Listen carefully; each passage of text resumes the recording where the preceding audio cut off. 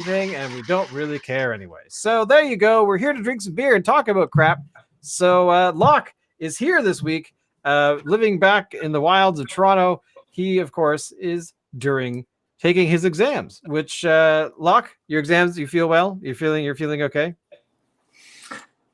All right, cool. Rock on. That means good. So Dave, of course, will not be here tonight because he is busy Wussing out. wussing out. Yeah, pretty much.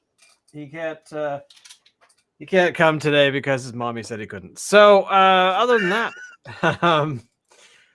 what beer are you drinking, Locke? You, of course.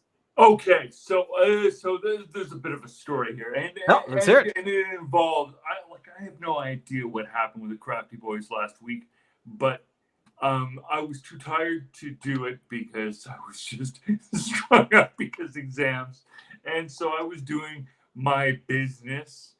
Rock on. But what I had pummeled my fridge with was a product from an Ontario company.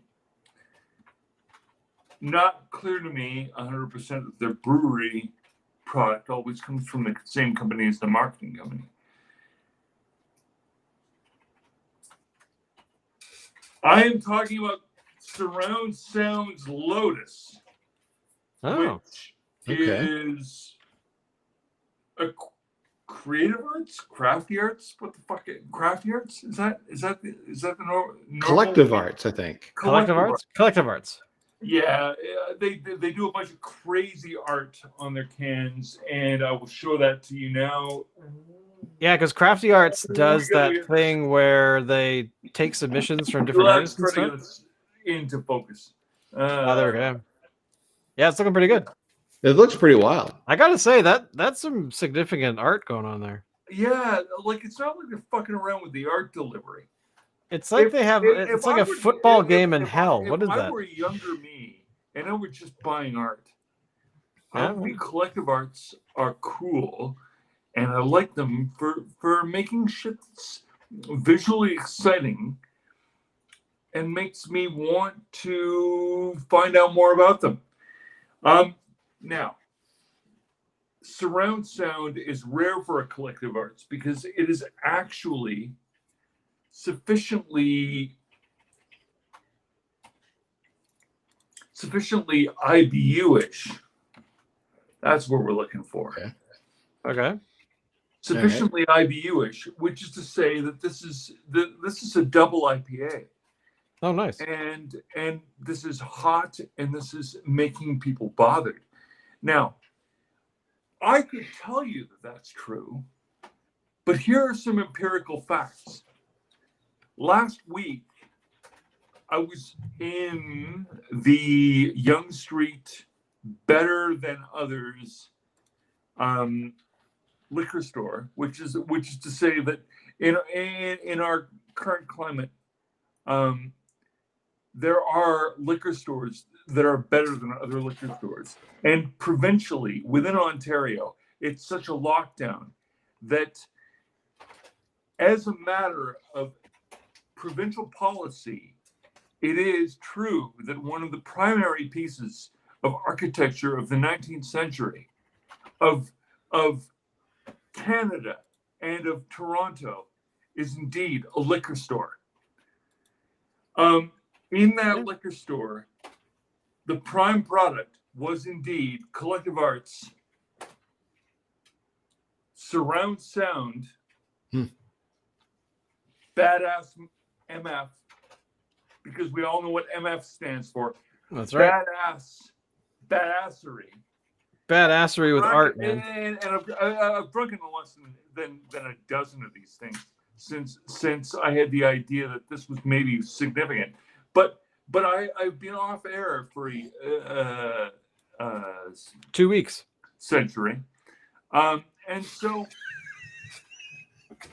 now I present to you the surround sound badassery of here is Collective Arts.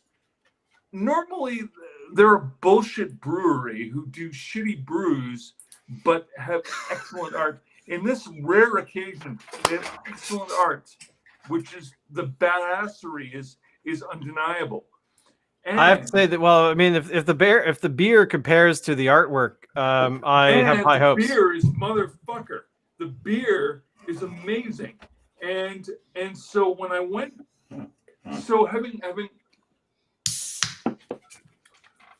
missed last week's episode, And the week before, I had a fridge full of this, and it's still there.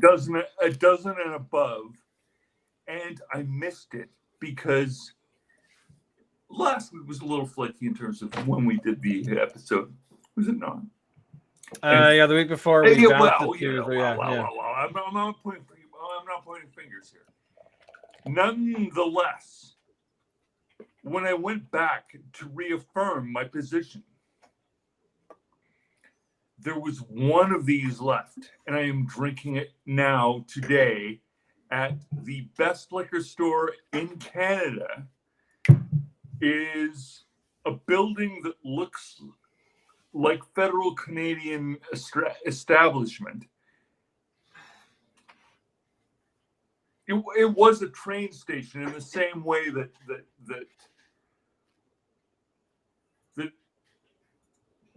there are train stations in London that look like cathedrals. Yeah. It's a liquor store in Canada. That's the kind of building that we make a liquor store. And I got that from here. And it is, without question, the best product that Collective Arts have released ever. Ever. Okay. Collective Arts like putting good art on their cans. I love that. Yeah, good. You know, I mean, as a former marketer, you know, how good is your marketing? How persistent is it? How durable is it? You know, you're putting good art regularly out in your cans. That's a good idea. I approve of that entirely. It is good. But what about the beer? And this is the first time I've seen them repeatedly produce something that is above 6.5. Because ABUs, I'll admit, I'm a snob. If it's below ABUs, you know, what is that? Mm-hmm. You know, you're hanging out in the beer for wusses. That's what that is. What is that? You it's know, a Radler. What the fuck? What's that for? It's a Radler. Yeah, Radlers. Yeah, sure. This is good art complemented by good beer, and so much so that when I went there to reaffirm my position, this was the last one left. The last instance at the Yonge Street LCBO that was for sale because all the other ones had gone. The last one is here. And I'm drinking it now. And let me tell you what. Yes, it's good. All right. Nice. Alan, what beer are you drinking tonight? Because I'm drinking the same thing as you. So tonight, you and I are drinking the Viewfield, which is a beer from it's a Brett Saison, and it is from Driftwood Brewery, and we all love Driftwood around here, and of course, a funky and fruity panoramic fermentation. Panoramic, good lord. Let me read this again. Panoramic in ultra high dried malty blah bunch of beer stuff, and it's got alcohol in it, so 6.3. So there we go. But by the way, I will actually point out, Alan, if you want to, because my can will beam out if I try. Yeah. Show off your can there. Okay, here's my can. Everybody want to see my can? I want to see your can, man. Good. That's I gotta say, the artwork on this can is actually. To be honest, that's actually what attracted me to get it. Last week. So yeah, so there's another. It's like an evil butterfly or an evil moth, or no? Sorry, what am I saying? Now that I'm looking at it, it's actually a dragonfly, an evil looking dragonfly. So I got to say, that's pretty flipping cool. Now, is it evil or is it supposed to be? No, it's not. I don't think it's evil. I think it looks like it came out of the bowels of hell. So what it looks like, far from being evil or good, is real, which is to say that it's got a skull in it, a skull death's head in its factor, which reminds one of mortality, which is neither good nor bad, just the fact of life. It's a light beer, but fundamentally of life, and I would suggest that is what is implied by that skullish but somehow psychedelic face, is that we're talking about life here. Alan. Yeah. Does this beverage speak of life to you? Absolutely. This is like a really good beer. Like, I'm enjoying this. It's got an incredible mouthfeel. I'm not big on Brett saisons or sours or that kind of thing, but in this one here, it's kind of subtle. It's got like a fruit juicy kind of taste to it. I'm enjoying it. It's not something that I could have I couldn't slam back 3 of these in a sitting. No way. I could have one at a time and then I'd switch to, something else. But this is damn good. Like, I'm really enjoying this. I'll get this again. Shane, what do you think? I would get this again. This is, to be honest, it's such a light beer. Taste wise, it doesn't. It's definitely not light alcohol wise. Being that it's broken the 6% barrier in the center of the galaxy. What is exactly its percentage? 6.3 apparently. Just 3. Yeah, so, okay. But it doesn't taste like a strong beer. It's very light. It's pilsnery kind of. It doesn't taste like a pilsner, but it definitely looks like one. But the fact that it has a very strong carbonation to it, but a hint of sour, a hint of a lot of things going on in here. So I give it a thumbs up. Probably more of a summer beer, I would think. I don't know when this was released. So I suspect it might be that it is. It was, it's still hanging around from the summertime. I don't think so. No, you think it's no? I think this was out just a few weeks ago. Oh well, then I'm completely wrong. Is that correct marketing or incorrect marketing? It could be that it was a beer that maybe they had intended to release in the summer. That's true. But because of COVID and all that kind of stuff, maybe they weren't able to. I don't know. I'm just going to bounce to their website just for a quick second here because I really want to know now. It is. Oh, it's listed as a core beer for them, so it is available year round. There you go. Okay. But speaking of beer in that sense about whether it's around a long time and it's a core beer, it's always here. Mill Street Brewery, is closing their Calgary location because of due to the unforeseen impact of COVID-19 on the restaurant industry. They are shutting down on November 3rd. So Mill Street is losing their Calgary location, but of course they still have their Toronto, Ottawa, and St. John's. But what the fuck would they have offered in Calgary? Well, this is why I bring it up. I saw this story and I thought you of all people would be able to tell me. Gasp and call yourself a fucking local brewery? Dear God. Well, that's why I asked, man. Because hey, well, you got to know that that Big Rock opened a place in Vancouver here, not far from here. So yeah. But do they not? But they don't really advertise themselves as the local. And there was some legitimacy to the way they did that. Okay. They didn't jump at that like it was okay, so we made it past the first point, so we just jumped to the next thing. Okay, so evidently we've established ourselves in one jurisdiction, so now we're just going to jump to another jurisdiction and claim, well, like Big Rock took their time with figuring out how they were going to, and they were already properly established with deep roots within Alberta before they entered either Ontario or BC. Yeah. And that's the trick, is that at the end of the day, it's sort of like a tree. you either have the roots to make it happen or you don't. Because without the roots, the rest of it's all sort of just on paper. You know what I mean? Right. I mean, they are originally.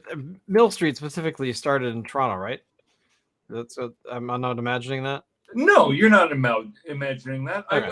I have videotape of their original time. Oh, cool. Where they did the,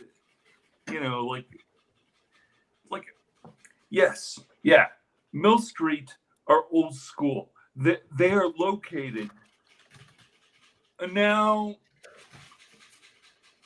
the extent of their business leads me to believe that they've probably got an offsite, but they ultimately derived from what became the distillery district of Toronto when Toronto was given a district to call such as a historic district. And, Right. and so, yeah, like I've been to quarters one of Mill Street Brewing, and absolutely I approve. It's old school. It's badass. As a company, Amsterdam Brewery in Toronto trump that because they are more old school and they've been through more knocks than Mill Street has. Somebody actually in the chat sorry, I was not watching the chat. I apologize. Somebody has a question. By all means, ask the question, type away, let us know what your question is. I'm going to put it up on the screen here. Simply titled, I have a question. So I have a question. You have a question. Let's hear it. Not related to the commenter's question. So do you guys remember the Spike and Mike Sick and Twisted festivals that we used to attend? So yeah, absolutely. And Locke, so the artwork on your beer can reminds me of some of the artwork that was on the programs for that festival. It looks sort of like the same kind of style. It's a really interesting point. Let me see if I can confirm the artwork. So, given the dedication of Collective Arts to spreading the knowledge to the artist was Elizabeth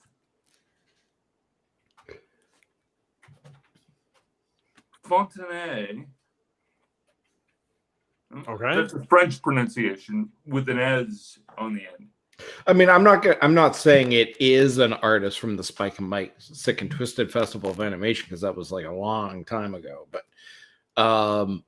and it wasn't Canadian, it was American. So but it was just it reminds me of it because it was Puerto Rican.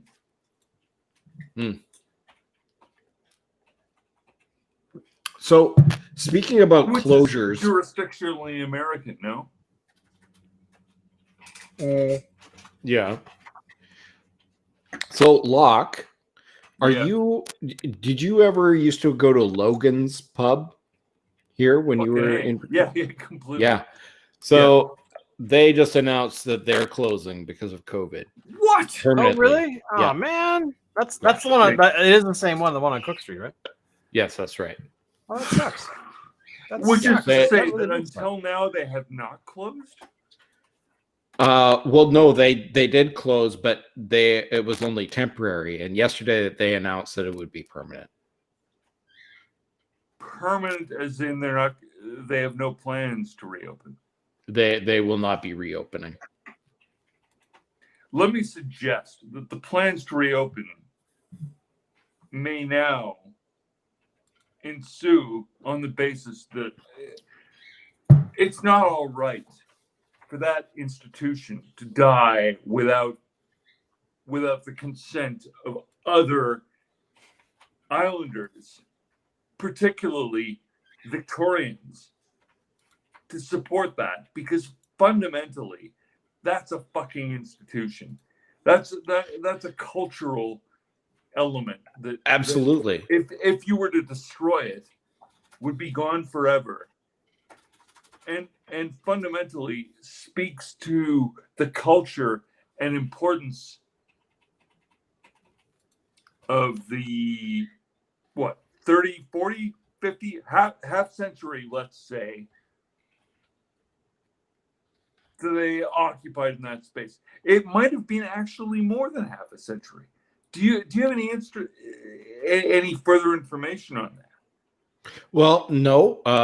They just made an announcement yesterday that because of COVID, they can't operate anymore, and it's just not financially feasible. So they're just closing permanently. I understand all of that. Yeah. There's a lot of businesses going through that right now. Oh, absolutely. It's sad. Now, to be honest, I haven't been to Logan's in a very long time, but you know, the last time I was there was with the Shane. I believe so. Yeah, we were there to support. We were actually Elizabeth's. Activism for the blind. Oh, right. So we're talking about an organization that fought for the blind. Yeah. Yeah. Well, I'm sure if there's a market that, you know, somebody eventually, once all this is over, will reopen it. Maybe not in the same location, but yeah. I think that, I mean, it's really unfortunate, but I certainly hope that that these kinds of closures will bring about new life in a new place. I mean, who knows? New world order. The new world order. Moving on to a different story, which I think is just a very quick one. But apparently, a week or so ago, we were talking about we had a story about beer breweries that were dumping their beer, and because of the closing and they weren't allowed to reopen. In my direction. Yeah, I know. I wish, huh? But no, they had a lot of photos of people of companies, breweries dumping their beer right down the drain, like straight out of the vats, which broke my heart. But it's very interesting that Japanese breweries, which is what the story is about, have actually started coming up with a solution of what to do with unsold beer that they've already brewed, and the Japanese breweries are reluctant to dump it. Because they decided that, hey, there must be something we can do. So they've partnered with other companies to turn all of their beer into gin. So fucking interesting. Yeah. So there you go, which is something I wish I thought of because basically you can do whatever you want with beer. But essentially, yeah, you can. They started a campaign called Save Beer. They started something called Save Beer Spirits. They didn't want the beer spirits to be upset. Fucking exactly. So there you go. So they've been making turning all their beer into the beer that they've not sold into gin. And apparently this is not the first time they've done it. They've been doing it a bit on and off over the years. But essentially, because of what's going on right now, the life expectancy of beer is apparently 4 to 6 months. So they turn it into gin, which basically means that it can live for almost forever. So, but there you go. I just thought I'd point that out because that was kind of a nice, happy little story considering we just talked about Logan's crashing and everything else dying off. But more importantly, because it is Halloween and I am broadcasting from the depths of hell, and apparently, which hand is this one over here? I don't know what that is. I've got a spirit behind me. Because people are starting to are recommending governments and organizations, all kinds of things, are telling people that for this particular Halloween that they should not go out trick or treating, they should stay home, find different ways to deliver candy to their sugar addicted children, by coming up with a list of combinations, basically for our purposes here, beer pairings with Halloween candy. So, according to the officials, according to the people that know their thing about candy and pairing it with particular beers, I would like your guys' reactions to what they actually suggest. Okay. Reese's peanut butter cups are Okay. supposed to be paired with porters. Thoughts? Yeah, I'll buy that. I'll buy that. Stouts, porters and stouts. I'll buy that for $1. Okay. All cream ales should be paired with M&Ms. Nothing should be paired with M&Ms. Strong Belgian dark ales are only apparently the only they share a complexity with Snickers. Snicker candy bars. Thoughts? Alan, you apparently don't approve. No. Mm-hmm. Hershey's milk chocolate bars are only to be paired with stouts that have a base of a berry or fruit. A stout with a base of a berry or a fruit? That's a thing? That's the thing, apparently. Like, I've Okay, never okay. Like I'm sort of with you. What I'm saying is that it's almost impossible for that candy bar to be paired with anything, period. But in the rare circumstance that you could find a blackcurrant stout with Belgian candy finish, like, okay, all right, sure, okay, sure, fine. but you know, odds against. Okay, brown ales are to, because of their malt heaviness, are to be mixed with Kit Kat bars. Brown heavy males are to be avoided. Avoided. That's the word I'm looking for. Avoided by At all costs. Except.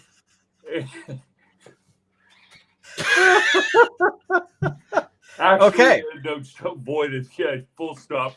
Period. In general. Let me be done. And this So- is the sort of thing where my answer on the exam would be I'd be deleting material rather than adding it. And apparently, wheat beers, light or dark, are Twix bars. No. What? I can't say No. the last. You know, here's the problem: is I don't. Say again. Twix chocolate bars are to be paired Which beers are with like wheat Twix? with wheat Which beer. beers are like Twix? Wheat. How? Yeah, I don't get this. I'm just telling you Seriously. what I'm telling you what's here on the website, man. Hefeweizens are apparently Like, who paired with picked Are you these? sure you're on the right website? Well, it gets worse because Pilsners are to be paired with red licorice. You know, that I can see. Okay. Now here's where it's. I think this is the bottom of the barrel, but Saison. So the beer that we're drinking right now, Alan, is supposed to be paired with fruity gummy worms. That eats red licorice probably drinks fucking. Okay, Allison has brought me a red licorice. This is RJ's licorice. It's her favorite licorice. And I'm supposed to try this licorice With the with Saison. this. But this is a Saison. Brett Saison, Right, not just It's true. Yeah, not a regular Slightly Saison. different. There we go. Good. Mhm. Good luck. And the verdict. Well,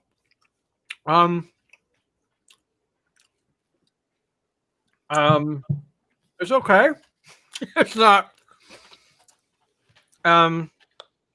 Like, you're not gonna rush out and get a bunch of more Saisons and No, red no. licorice.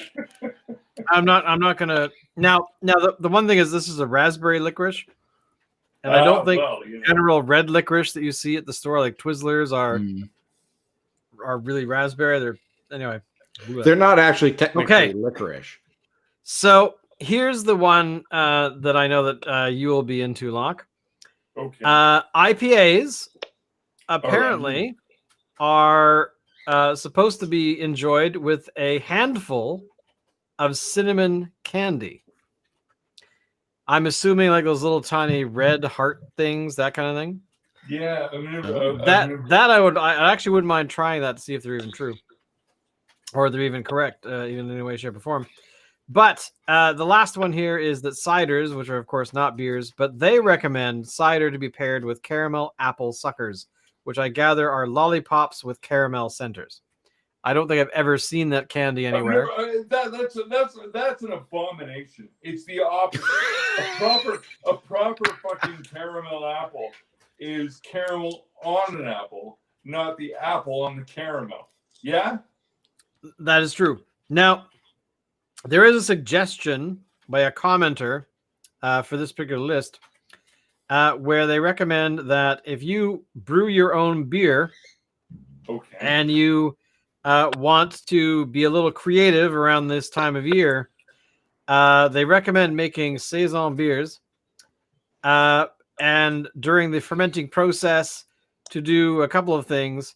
Dump in a lot of gummies, gummy worms, etc., to give it an extra punch, which I've never considered doing. But you know what? To be honest, well, that might be something to try. Well, I did a beer on the show. That fucking yeah, do that. I did a beer on the show maybe last year. Like I've never done that, so yeah, do it.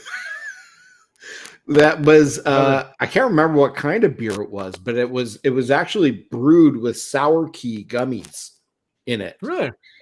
Yeah, it wasn't very good. I remember panning it. Says one. What was the alcohol content? I don't remember. It was like over a year ago. Pretty good then, you're saying. I guess so. But essentially, I mean, some of these combinations I could see as being actually not terrible. Wouldn't be high on my list of a few of these, but overall, I give it a thumbs up. You know what? Honestly, when it comes to beer and mixing it with foods, our palates are all different, so give it a whirl. Some of them kind of revolt me. Here's the thing, though. I'm not really a huge chocolate bar guy. Every once in a while, I might have one, but ultimately they're not. I like to eat dark chocolate. That's kind of my thing. Yeah. Like I pair it with like red wine, things like that. Yeah. Although I probably paired it with beer and I just don't remember because it was so good. But yeah.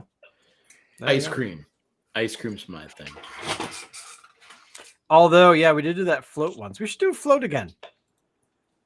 Yeah. We should totally do a float again. I'm game. Because I kind of...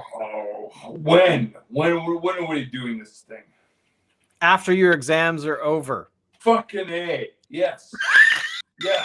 We'll do like chocolate or vanilla, something like that. There's a lot of shit that I might have said, but I'm trying to be. I'm on my best behavior, aren't I?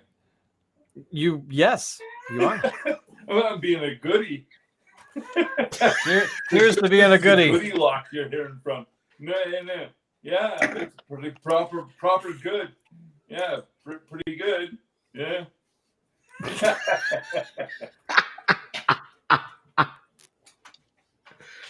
Oh, well, we've covered all the stories. Anything else you guys want to talk about? Actually, there is. I blanked on what it was. Go ahead. I had a thought, but I've lost it. Go ahead, Alan. Okay, well, I was just going to say, so what we talked about last week about the Herminators, supposedly for 2020, they didn't work out. They're dumping it. So they had like a reserve of 2019 ones that are out in stores now in Victoria and Vancouver. There seems to be a lot of these 2019 beers. I got 4 packs, so that's 16 altogether, which is probably more than what I would normally buy in any Christmas season as far as Herminators go. But whatever. Kick-ass.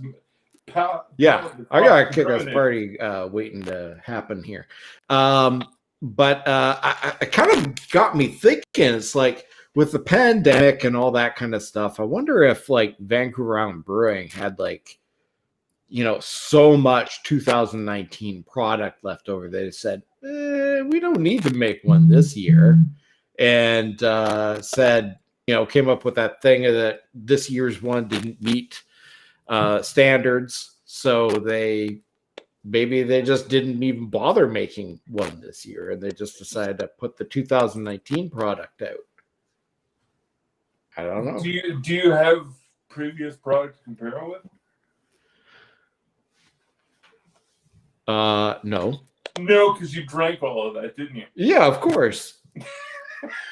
Duh. So it's sort of hard to say, isn't it?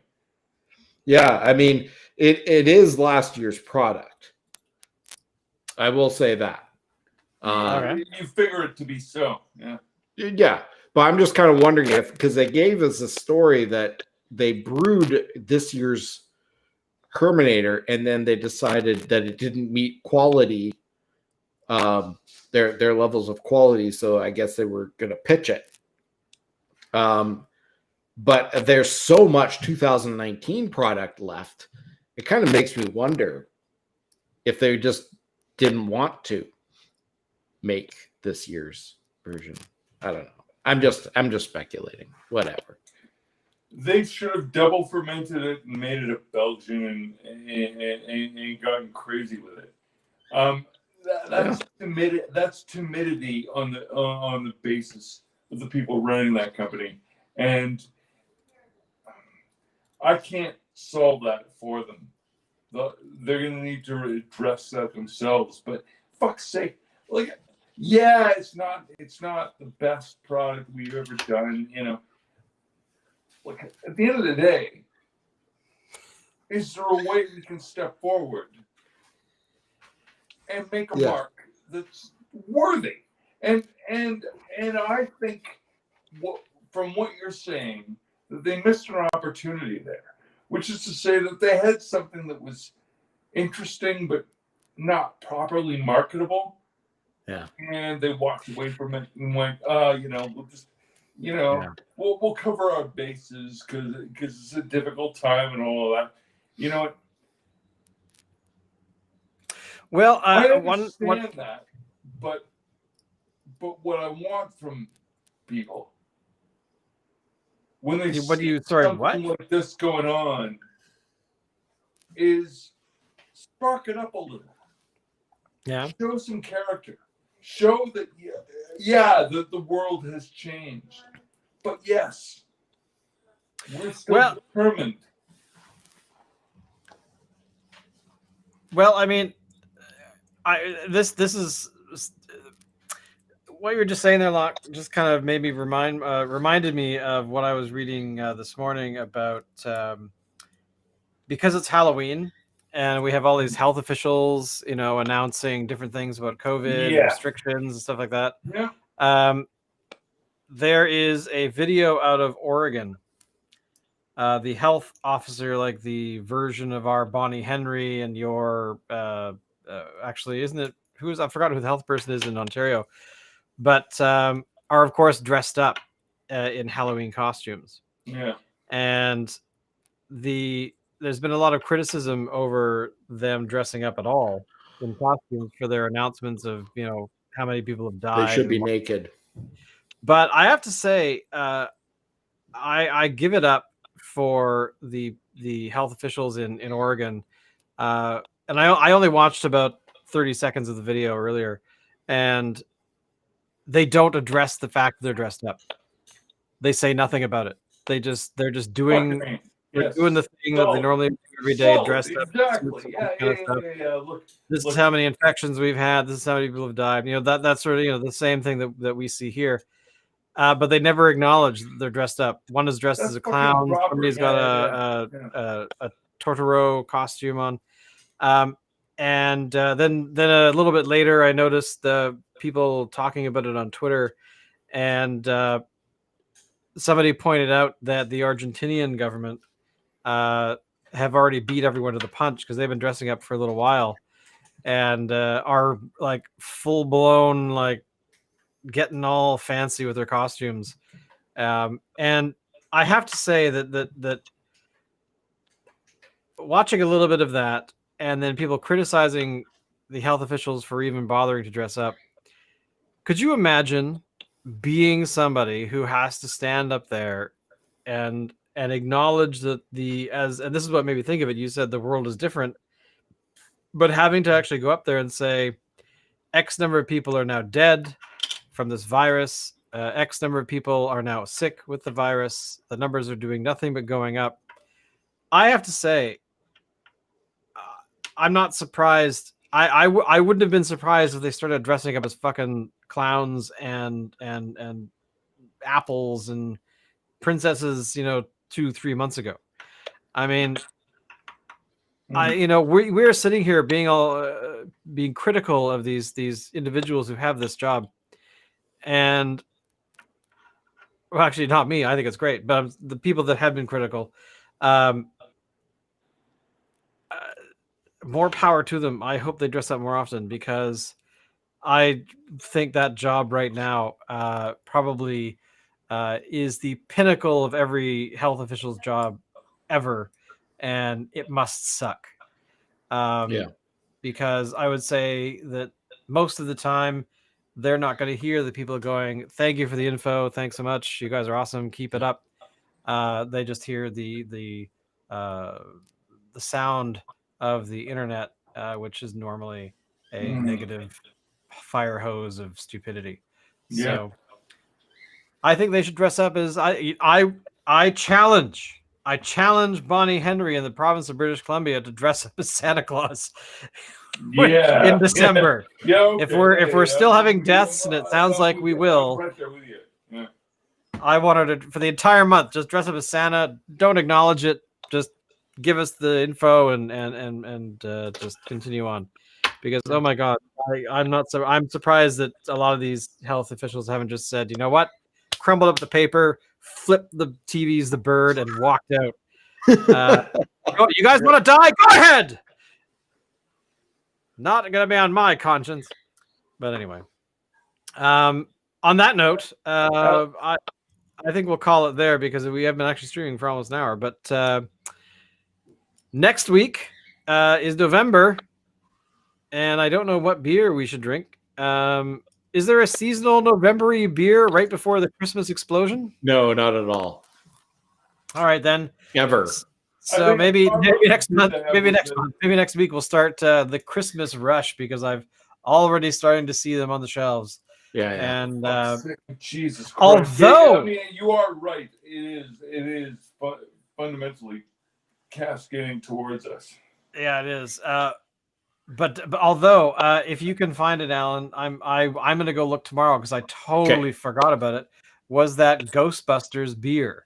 Yes, Don't Cross the Streams from some brewery. Backcountry Brewing. They have a bunch of Halloween sort of themed beers, and one of them is Don't Cross the Streams. So we should try that one out because it is, I believe it's an IPA if I remember correctly. I think it's a double IPA. So I'll pop out there tomorrow and see if I can grab it. So sweet. But there you go. Locke, if you can find anything Halloween-y for next week, by all means. I will remain in the bowels of hell for the next week because nice. I bought some real estate down here. It's quite cheap. But as always, thank you everybody for watching. Don't forget to tell people about the show. Do all the liking and all the hearting and all the other stuff that you like to do for us, because we appreciate every moment of it. And we just like to drink beer and talk with our friends. So there you go. And we're probably fast approaching 300 episodes, I think, at this point. Not too far off. Yeah, probably. But who knows? I'll have to go back and count, because quite honestly, I've totally forgotten. All right, Locke, thank you again, dude. You're in the middle of exams. Thank you for coming and taking the time out of your late night extravaganzas. So head off to bed, sir. And as always, Alan, take us out.